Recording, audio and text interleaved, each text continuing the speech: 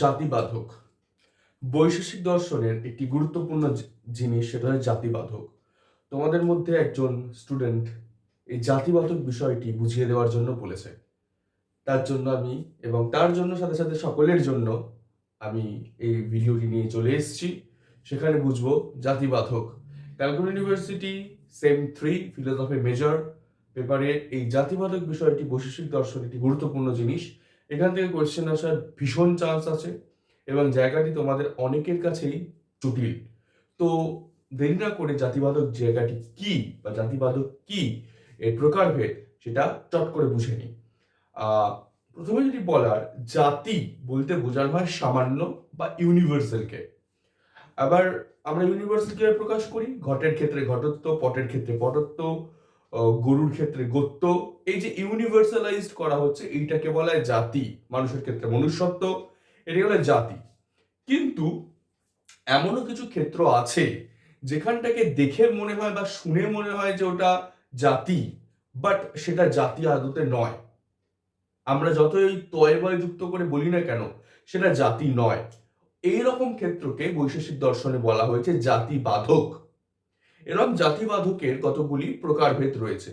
সেগুলো কি কি? সেগুলো হচ্ছে এইগুলো: ব্যক্তির অভেদ, তুল্যত্ব, সংকর, অনবস্থা, রূপহানি আর অসম্বন্ধ। এই যে 6টি প্রকার আমাদের মনে রাখতে হবে। এবার কোনটার মানে কি সেটা খুব চটজলদি তোমাদের বুঝিয়ে দিই। প্রথম হচ্ছে ব্যক্তির অভেদ। ব্যক্তির অভেদ, দেখো, আমরা তখনই কোনো জাতি স্বীকার করি যখন সেটি একাধিক কিছু আছে এবং তার মধ্যে একটি সামান্য কিছু রয়েছে, সেটাকে জাতি বলি। অর্থাৎ গরুর ক্ষেত্রে বলি, বিভিন্ন রকমের গরু আছে, এবার তার মধ্যে থেকে দেখে দেখে আমাদের মধ্যে গোত্র সামান্যের ধারণা হয়। মানে মার্কার, বিভিন্ন রকমের মার্কার দেখে আমার যদি বলি মার্কারত্ব, এই সামান্য ধারণা হবে। কিন্তু এখন যদি বলে আকাশত্ব,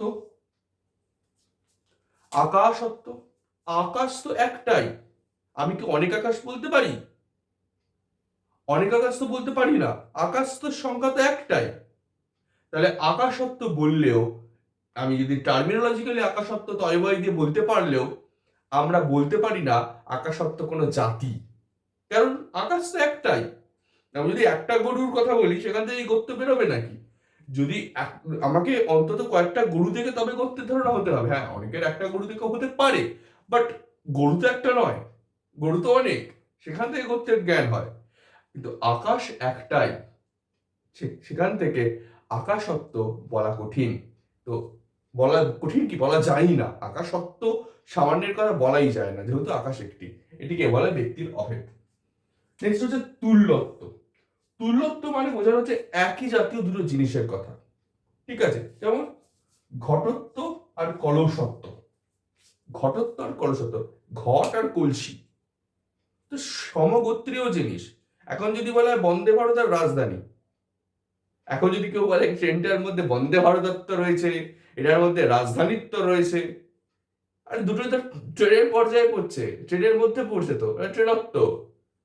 সে আলাদা করে নাম দিয়ে, যেমন ঘট আর কলসি দুটো আলাদা নাম। আমরা স্বীকার করি ঘটত্বকেই, আলাদা করে আমরা কলসত্ব স্বীকার করি না, কারণ যেটা তুল্য মূল্যের জিনিস, সেম জাতীয় জিনিস। তাহলে ঘটত্ব আবার কলসত্ব স্বীকার করা যায় না। এটা জাতি নয়, এটা জাতিবাধক। ক্লিয়ার? বুঝতে পারা গেছে? নেক্সট হচ্ছে সংকর। এটা একটু ইম্পর্টেন্ট জিনিস, এটা বুঝতে হবে। সংকর ব্যাপারটা হচ্ছে কি বলতো, আমরা যদি বোঝানোর সুবিধা তোমায় বলছি, যদি কোনো জায়গায় গোত্র স্বীকার করা হয়, সেখানে আমরা অশ্বত্ব মানে অশ্ব মানে ঘোড়ার অশ্বত্ব স্বীকার করতে পারি না। গোত্রকে গোত্র বলতে হবে, অশ্বত্বকে অশ্বত্ব বলতে হবে। গোত্র আর অশ্বত্ব এক জায়গায় থাকতে পারে না। কিন্তু যদি এরকম ক্ষেত্র হয়ে যায়, সামহাউ হয়ে গেল, গোত্র আর অশ্বত্ব এক জায়গায় রয়েছে, সেই জায়গাটাকে বলা হয় সংকর। এই সংকর কোনো জাতি নয়। মানে এই দুটো সেম জায়গায় যদি থাকে, এই সেম জায়গাটাকে, এই দুটোকেই আমাকে জাতি বলতে পারবো না।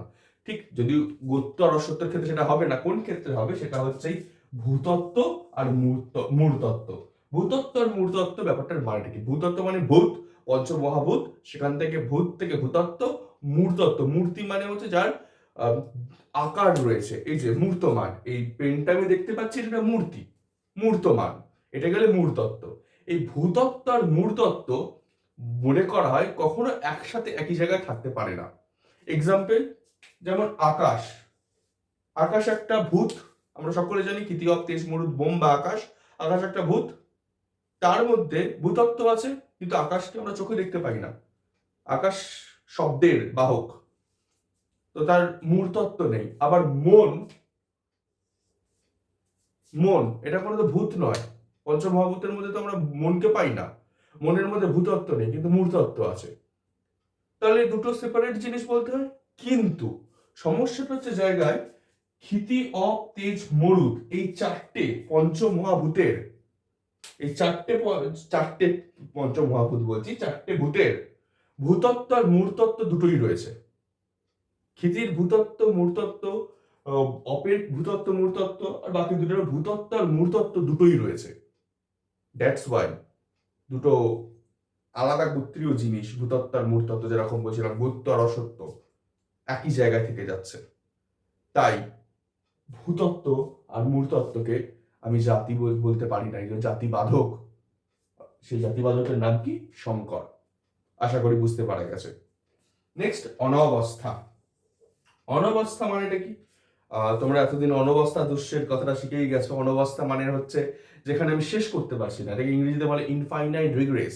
তোমরা তো এসএসসি পেপারে পড়েছো আই থিঙ্ক। অনবস্থা দোষ হচ্ছে যখন আমি, এরকম আমাদের কথায় বলা হয় না যে বাবার বাবা তার বাবা তার বাবা তার বাবা করে চলতে থাকে, কোথায় এন্ডলেসলি চলতে থাকছে, এটাকে বলে অনবস্থা দোষ।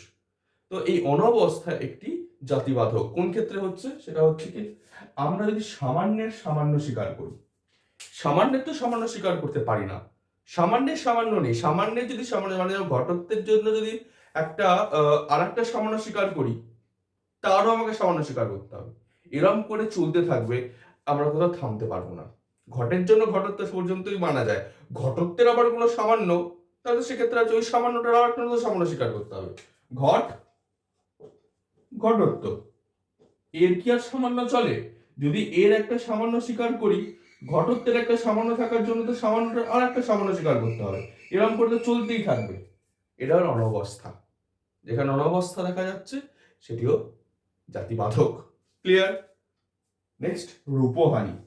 রূপহানি বিষয়টি খুব ইন্টারেস্টিং এবং খুব ইজি মনে রাখা। রূপহানি মানে হচ্ছে কারোর যদি সামান্য স্বীকার করে, তার যে রূপটা ছিল বা স্বরূপটা, সেটার যদি কোনো হানি হয় বা সেটার যদি কোনো গুরুত্ব নষ্ট হয়ে যায়, তাহলে যে অবস্থাটা সৃষ্টি হয় সেটাকে বলে রূপহানি। যেরকম এখানে এক্সাম্পল, বিশেষ। বিশেষ মানে কি? Particular, universal, particular. ঘট, একটা ঘট, এই ঘট হচ্ছে বিশেষ, তার সামান্য হচ্ছে ঘটত্ব।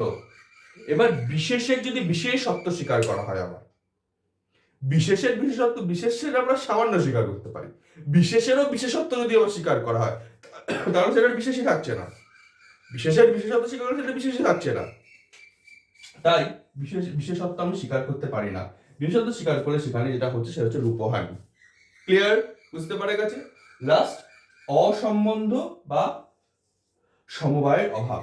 যেমন সমবায় আর অভাব, আমরা যদি সমবায় কি আর অভাব কি সেটা আমরা অলরেডি জানি, বৈশেষিক যারা পড়েছো তারা তো জানোই, এবং নৈয়ায়িকদের ক্ষেত্রেও সমবায় আর অভাব বিষয়টি খুব কমন একটি জিনিস। তো এবার সমবায়ের যদি সমবায়ত্ব, অভাবের যদি অভাবত্ব স্বীকার করার কথা কেউ ভাবে, তাহলে সেটা জাতি নয়। সমবায়ের একটা সম্বন্ধ, তার সমবায়ত্ব, অভাব তো অভাব, নাথিংনেস। তো অভাবের আর অভাবত্ব এগুলো কোনো জাতি নয়। সমবায় আর অভাব এই দুটো হচ্ছে উপাধি। এগুলোর যদি আবার সামান্য স্বীকার করা হয়, তাহলে যেটা হবে অসম্বন্ধ। এই হচ্ছে ছখানা জাতিবাধক। আশা করি সকলের বুঝতে পারা গেছে। যে প্রশ্নটি করেছিলে সেও বুঝতে পেরেছো। যদি বুঝে থাকো একটি কমেন্ট করো যে স্যার কি দাদা যাই বলো বুঝতে পেরেছি, আমার দেখে ভালো লাগবে। বাকিরাও যদি বুঝতে পেরে থাকো অবশ্যই জানিও। পরীক্ষা খুব কাছাকাছি এসে গেছে, তোমাদের যার যা কোয়ারিজ আছে আমাকে নিঃসন্দেহে করতে পারো। আশা করছি আজকের ভিডিওটা তোমাদের পছন্দ হয়েছে। ভালো লাগলে লাইক করো, শেয়ার করো, সাবস্ক্রাইব করো অবশ্যই আমার চ্যানেলটিকে। চন্ডী কোচিং অবশ্যই শেয়ার করো, সাবস্ক্রাইব করো। যদি তোমাদের কোনো কোয়ারিজ থাকে অবশ্যই কমেন্টে জানিও, আমি তার অবশ্যই উত্তর দেবো। এবং তোমাদের কোনো যদি মনে হয় ভিডিও দিয়ে বুঝিয়ে দিলে ভালো হয় সেটাও আমি করে দেবো। অসংখ্য ধন্যবাদ ভিডিও দেখার জন্য। ভিডিওটা এখানে শেষ করলাম।